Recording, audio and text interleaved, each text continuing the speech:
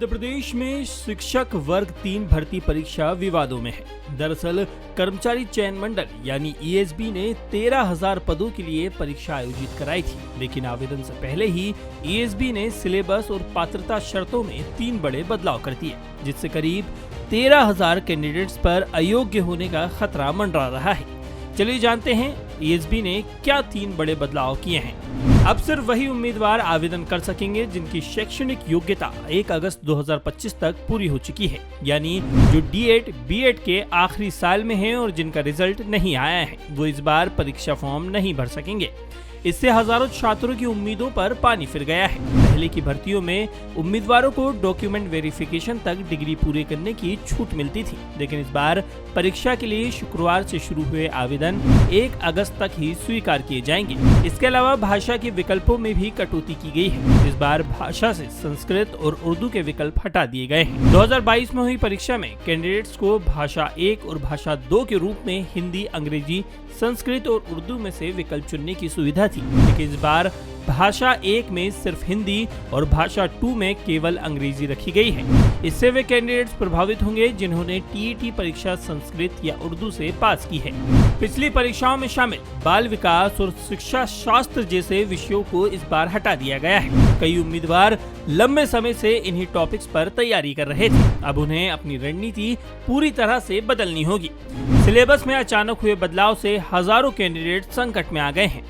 उधर नियमों में बदलाव से नाराज कैंडिडेट्स डीपीआई पहुंचकर आवेदन की आखिरी तारीख बढ़ाने और पात्रता शर्तों में राहत देने की मांग कर रहे हैं।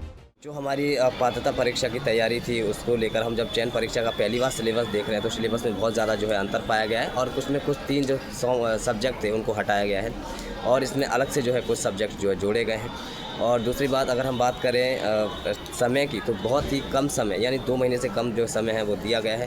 साथ में जो अतिथि शिक्षक में जो अभ्यर्थी पढ़ा रहे हैं 1-2 साल से, उनको भी पूरी तरीके से है जिसमें मौका नहीं दिया गया, क्योंकि अगर किसी का पहला या दूसरा सत्र चल रहा है तो वो अपने डॉक्यूमेंट है वो अपलोड नहीं कर पाएगा, क्योंकि अभी स्कूल शिक्षा विभाग का जो अतिथि शिक्षक में जो अनुभव प्रमाण पत्र बनते हैं वो भी अभी डाउनलोड नहीं हो रहे हैं, यानी उनकी भी अनुभव जो है नहीं बन रहे हैं। अगर मैं बात करूं सिलेबस की, तो सिलेबस में इस बार जो है नया जोड़ा गया है, जो कि नए तौर पे पुराने अभ्यर्थी जो तैयारी कर रहे थे उनका जो है पढ़ाई बिल्कुल जीरो के समान हो गई है। साथ में नए अभ्यर्थी को पहली बार जो है चयन परीक्षा दे रहे हैं तो उनके लिए बड़ा संकट है, क्योंकि इस बार हिंदी को जो है 15 नंबर की जोड़ी गई है और साथ में इंग्लिश 15 नंबर की जोड़ी गई है। जो मैथ है वो 20 नंबर का जोड़ा गया है और अगर हम बात करें सामाजिक विज्ञान की तो 20 नंबर का जोड़ा गया है और साथ में जो अगर साइंस की बात करें वो 30 नंबर का जोड़ा गया है, जो कि बहुत ही नया सिलेबस है। और इस प्रकार कम समय में इतना सिलेबस देना अभ्यर्थियों के साथ एक धोखे के बराबर ही है।